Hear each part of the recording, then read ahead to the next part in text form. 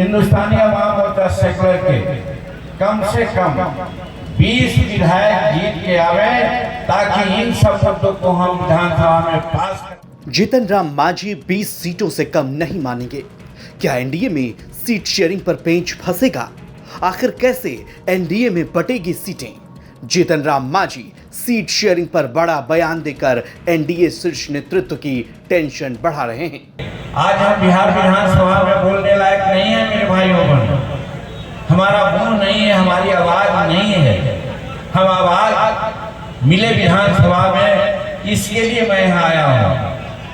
आवाज इसलिए नहीं है कि 243 स्थान में हमको मात्र 4 स्थान मिला है। अकेला चना भाव नहीं फोड़ता है। हम 4 हैं, हमारी बातें नहीं सुनी जाती है। हमारी इच्छा है कि 2025 के इलेक्शन में हिंदुस्तानी अवाम मोर्चा सेकुलर के कम से कम 20 विधायक जीत के आवे ताकि इन सब मुद्दों को हम विधानसभा में पास करावे और हम गरीबों को उचित शिक्षा दे सकें, उनको सोने का दूध पिलावे। यही हमारी इच्छा है।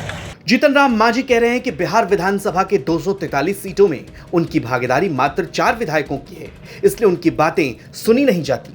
2025 में उनके कम से कम 20 विधायक चुनकर विधानसभा पहुंचे ताकि गरीब लोगों के लिए उनकी पूर्व की बनाई योजना पास कराई जा सके।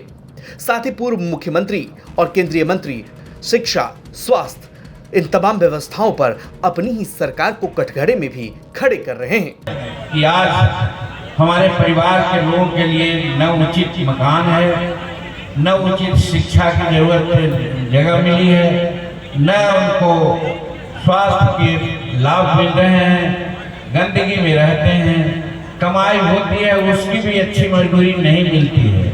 इसको देखने के लिए मेरे दोस्त, मैं सरकार को तो दोष देता ही हूँ कि वो हमारे अभिभावक हैं, लेकिन हमको भी समझना चाहिए। हमारी पार्टी हिंदुस्तानी अवाम मोर्चा सेकुलर ने शुरू में ही ये सपना सबको दिखलाया कि बाबा साहब ने कहा समान शिक्षा प्रणाली होनी चाहिए, कॉमन स्कूलिंग सिस्टम होनी चाहिए। लोहिया जी और मान्यवर काशी राम जी ने भी कहा था कि राष्ट्रपति का बेटा हो या भंगी का संतान, सबको शिक्षा एक समान। आज है, आज पढ़े लिखे चाहे जिस जात के लोग हों, उनके बेटा बेटी 10 लाख से लेकर 30-40 लाख रुपया सालाना देकर के अपने बच्चे को पढ़ाते हैं। और गरीब के बच्चे सरकारी विद्यालय में पढ़ते हैं जहाँ शिक्षक नहीं है। शिक्षक हैं तो अगर विषय पढ़ाना है भूगोल तो वहाँ है संस्कृत के शिक्षक, मैथमेटिक्स पढ़ाना है तो वहाँ पर है हिंदी के शिक्षक। यानी विषय विसंगति के चलते हमारे ग्रामीण स्कूल के बच्चे अच्छी पढ़ाई नहीं पढ़ पाते। सीट का दबाव और सरकार पर सवाल उठाकर जीतन राम मांझी ने अपने इरादे जता दिए हैं।